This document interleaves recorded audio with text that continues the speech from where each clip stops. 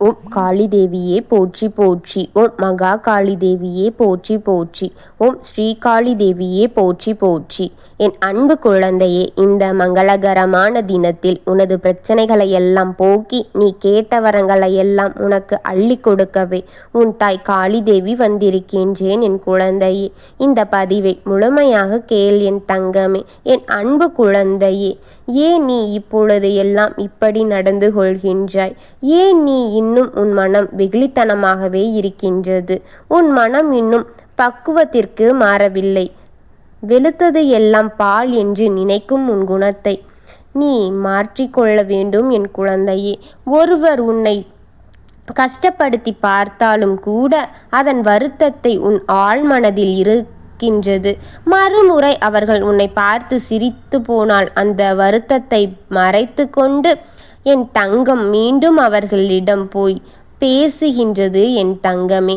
ஆனால் அவர்களோ மீண்டும் மீண்டும் உனக்கு தொடர்ந்து வருத்தப்படுவதை தவிர உனக்கு வேறு எதையும் செய்வது இல்லை என்று உனக்கு நன்றாக தெரிந்தாலும் கூட நீ அவர்களிடம் சென்று பேசிவிடுகின்றாய் என் குழந்தையே. உனக்கு வருத்தமான காரியங்கள் அவர்கள் செய்து வருகின்றார்கள்.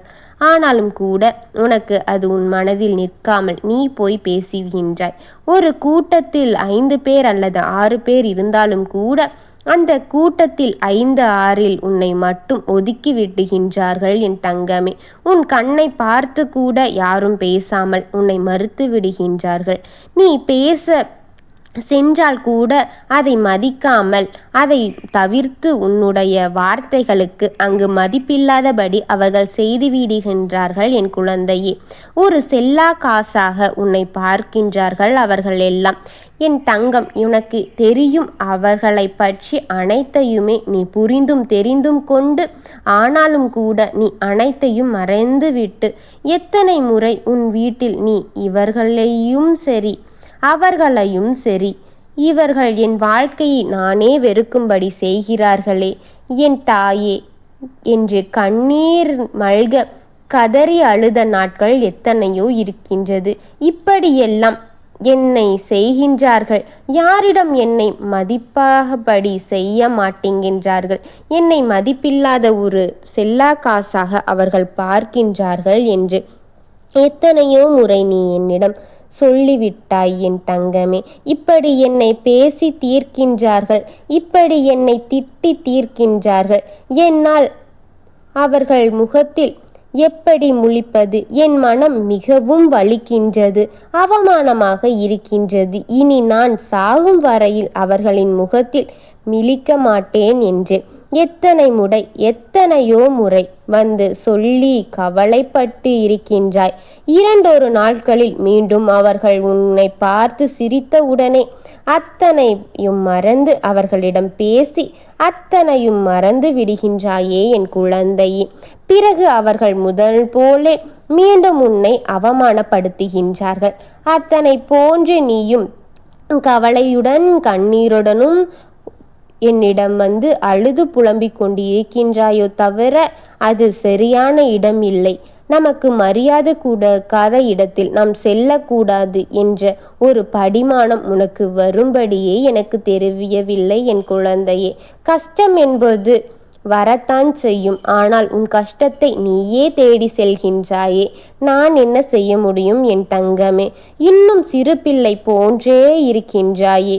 உன் மனதில் இருக்கின்ற பக்குவத்தை கொண்டு வர வேண்டும் என்று உனக்கு நான் எத்தனை முறை கூறிக்கொண்டிருக்கின்றேன். அது உனக்கு புரியவில்லையா அல்லது தெரியவில்லையா என் தங்கமே? என் பிள்ளையே, இந்த உலகம் மிகவும் மோசமானது என் குழந்தையே. காலங்கள் கலிகாலமாக சென்று கொண்டிருக்கின்றது. யாருடைய மனம் எப்படி இருக்கின்றது, யாருடைய மனம் எத்தனை கொடூரமாக இருக்கின்றது என்பதை ஆள் பார்த்து உன்னால் கணிக்க முடியவில்லையல்லவா என் தங்கமே? உனக்கு இன்னும் கவனம் தேவை என்று உன் வீட்டில் இருக்கும் மிகப்பெரிய பிரச்சனையையே சொல்லத்தான் உன் தாய் உன்னை தேடி அதை உன் செவிகளிடம் கொண்டு வந்து சேர்த்துவிட வேண்டும் என்றுதான் உன் தாய் உன்னை தேடி வந்தேன் என் குழந்தையே. உன் எண்ணத்தை மாற்றி கொள்வாயா? உன்னை செயல்களை எல்லாம் மாற்றிக்கொள்வாயா இல்லையா என்று கேட்கவே வந்தேன் என் குழந்தையே. உன்னை சுற்றி நடந்து கொண்டிருக்கும் விஷயங்கள் சாதாரணமாக நினைத்து விடாதே. மிகவும் கொடூரமான காரியங்கள் அது.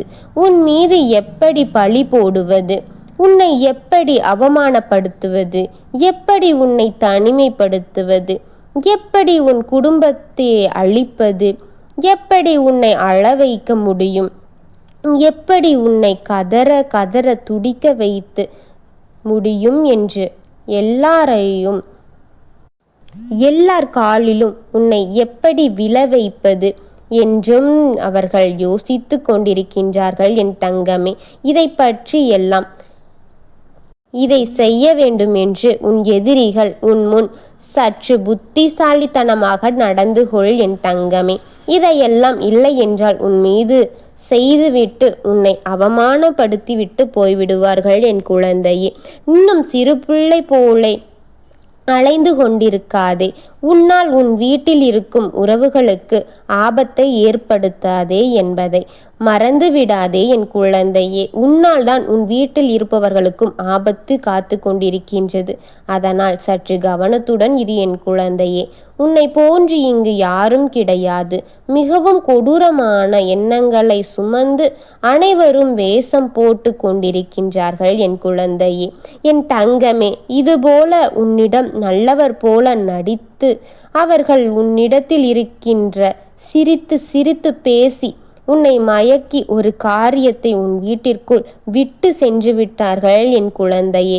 அவர்களை பற்றி உன்னிடத்தில் சொல்லியே ஆக வேண்டும் என் தங்கமே. அதற்கே உன் தாய் வந்தேன் என் குழந்தையே. என் தங்க பிள்ளையே, உன் வீட்டில் இருக்கும் ஒரு புடவை, உனக்கு சொந்தமாகாத அந்த புடவை, மற்றவருக்கு சொந்தமான அந்த புடவை, அது உனக்கு மிகவும் பிடித்தமாக இருக்கின்ற அந்த புடவை என்று உன் வீட்டில் குள்ளேயே வைத்து விட்டாயே. அந்த புடவை எடுத்து உன் தலையை சுற்றி தூக்கி எறிந்து விடு. அது உன் வீட்டில் இருந்தால் உனக்கு ஆபத்தை விளைவிக்கும். அந்த புடவையை தூக்கி எறிந்து விடும் நேரம் வந்துவிட்டது என் குழந்தையே. உன் வீட்டிற்குள் இருக்கும் ஒரு புடவை, உனக்கு சொந்தமாகாத அந்த புடவை, மற்றவருக்கு சொந்தமான அந்த புடவையை தூக்கி எறிந்துவிடு என் தங்கமே. எங்கிருந்து அது வந்தது தெரியுமா? துக்க நிகழ்விற்கு சென்றுவிட்டு உன் வீட்டில் இருந்த அந்த புடவையை எடுத்து வந்து வேணும் என்றே உன் கண்ணில் காட்டி காட்டி உன் மனதில் ஆசையை பிட வைத்து அதை உன் வீட்டிலேயே வைத்து சென்று விட்டார்கள் உன் துரோகிகள். நினைவில் படுத்தி பார் என் தங்கமே. சற்று யோசித்து பார். அது ஒரு பெரிய காரியத்திற்கு போய் வந்த புடவை. அதை சிறிது நேரம் கூட உன் வீட்டில் இருக்க அனுமதித்து விடாதே என் குழந்தையே. அது பெரிய ஆபத்தை உண்டாக்கும். அது உன் வீட்டில் ஒரு உயிரிழப்பை கேட்கின்றது என் குழந்தையே. கவனத்துடன் நல்லா யோசித்து பார் என் குழந்தையே. இப்பொழுது உனக்கு புரிந்திருக்கும் என்று நான் நினைக்கின்றேன் என் குழந்தையே. உனக்கு புரிந்தது என்று உன் தாய் நம்புகின்றேன் என் குழந்தையே. போய் பார், நிச்சயம் அது உன் வீட்டில் இருக்கும். நினைவு வந்தவுடன் அந்த புடவையை எடுத்து தலையை சுற்றி தூக்கி எறிந்துவிடு என் தங்கமே. தூக்கி எறிந்துவிட்டு திரும்பி பார்க்காமல் வந்துவிடு என் குழந்தையே. தாமதப்படுத்தி கொண்டே இருக்காதே. அது உனக்கு ஆபத்து விளைவிக்கக்கூடியது. நினைவில் வைத்துக்கொள். அப்படி மறந்து விட்டால் கூட உன் தாய் வாக்கை ஞாபகம் வைத்து வீடு சென்றவுடன் அந்த புடவையை எடுத்து தூக்கி எறிந்துவிடு என் குழந்தையே. உனது வீட்டிற்குள் இருக்கின்ற அந்த புடவை இருக்கும் வரை உனக்கு வெகு ஆபத்து என் குழந்தையே. வெகு வேகமாக மிகவும் புத்திசாலித்தனமாக இருந்துகொள். மீண்டும் மீண்டும் கூறுகின்றேன் என் செல்ல குழந்தையே. உனக்கு அது ஆபத்தை தான் தருகின்றது. உன் எதிரி உனக்கு ஆபத்து வரவைக்க வேண்டும் என்று அதையெல்லாம் உன் தாய் உனக்கு அறியப்படுத்தி விடுகின்றேன். இந்த தாய் அறிந்தவுடனே உனக்கு அத்தனையும் கொண்டு வந்து உன்னிடம் சேர்த்து விடுகின்றேன். எதற்காக? என் குழந்தை பாதுகாப்பாக இருக்க வேண்டும் என்ற ஒரே காரணத்திற்காக உன் தாய் உடனடியாக வந்து உன்னிடம் சொல்லிவிடுகின்றேன் என் குழந்தையே. உன்னிடம் கூறிவிட்ட பிறகுதான் இந்த தாயிற்கு மனசு நிம்மதியாகவும் லேசாகவும் இருக்கின்றது. நீ புத்திசாலித்தனமாக இருந்து கொள் என் குழந்தையே. நீ உனக்கு வரும் ஆபத்திலிருந்து தப்பித்து கொள்ள வேண்டும் என்றே உன் தாய் உன்னிடம் வந்து உடனுக்குடன் கூறிவிடுகின்றேன். அதை புரிந்து கொண்டு நீ மிகவும் புத்திசாலித்தனமாக அந்த வீட்டில் இருக்கின்ற புடவையை போய் சற்று பார். நீ ஆசைப்பட்ட அந்த புடவை உனக்கு ஆபத்தோடு காத்திருக்கின்றது என் குழந்தையே. புடவையை சாதாரணமாக நினைத்து விடாதே. உனக்கு எது மூலியமாவது உன்னை விழ வைத்து விட வேண்டும் என்பதே அவர்கள் எண்ணம். அதனால்தான் நீ ஆசைப்பட்ட பொருளை உன் நம்பிக்கையான உறவிடம் கொடுத்து உன் துரோகியாக அவன் உன்னிடம் வந்து கொடுத்து விட்டான் என் குழந்தையே. நீ பார்ப்பது எல்லாம் நல்லவர்கள் என்று நினைக்கின்றாய். ஆனால் உனக்கு ஆபத்தோடே உன் வீட்டிலே வந்து சாப்பிட்டு விட்டு உனக்கே அதை கொடுத்து விட்டு சென்று விட்டான் என் குழந்தையே. சற்று கவனத்தோடு இருந்து கொள். அதில் ஆபத்து நிறைந்தது. நீ நினைவுக்கு வந்தவுடன் சற்று வேகமாக அதை எடுத்து தூக்கி எறிந்து விடு என் குழந்தையே. தூக்கி எறிந்த அந்த பொருளை திரும்பி ஒருமுறை கூட பார்த்து விடாதே என் தங்கமே. திரும்பி பார்த்தாயானால் தூக்கி போட்டும் ஒரு பிரயோஜனம் இல்லாமல் போய்விடும் என் தங்கமே. அது உன்னோடே வந்துவிடும் என் குழந்தையே. அதற்காகத்தான் திரும்பி பார்க்க வேண்டாம் என்று உன் தாய் சொல்கின்றேன். தூக்கி தலையை சுற்றி தூக்கி வீசிவிட்டு உன் வீட்டிற்கு வந்துவிடு என் தங்கமே. அதுதான் உனக்கு நல்லது.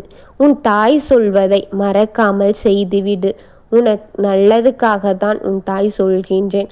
உன் எதிரிகள் உன்னை வீழ்த்துவதற்காக என்னென்னமோ திட்டம் போட்டு கொண்டிருக்கின்றார்கள். அதில் இது ஒன்று என் குழந்தையே. அதை உன் செவிகளில் வந்து சேர்த்துவிட வேண்டும் என்று உன் தாய் விரைந்து வந்து உன்னிடம் சேர்த்து விட்டேன். உன் தாய் இப்பொழுது நிம்மதியாக இருக்கின்றேன். இனி உன் பாடு நீ ஜாக்கிரதையாக இருக்க வேண்டும் என்று உனக்கு துணையாகத்தான் உன் தாய் என்றுமே இருக்கின்றேன் என் குழந்தையே. என்னை நம்பிய உன்னை காப்பாற்றி கொண்டிருக்கின்றேன் என் குழந்தையே. எதற்காகவும் கவலை கொள்ளாமல் இரு என் குழந்தையே. நான் இருக்கின்றேன். அனைத்தையும் நான் பார்த்து கொள்கின்றேன். வெகு விரைவில் அவர்கள் செய்வதை அனைத்தையுமே தடுத்து விடலாம். கவலை கொள்ளாதே, நான் இருக்கின்றேன். ஓம் காளி தேவியே போற்றி போற்றி. ஓம் மகா காளி தேவியே போற்றி போற்றி. ஓம் பைரவ காளி தேவியே போற்றி போற்றி. ஓம் ஸ்ரீகாளி தேவியே போற்றி போற்றி. வாழ்க வளமுடன்.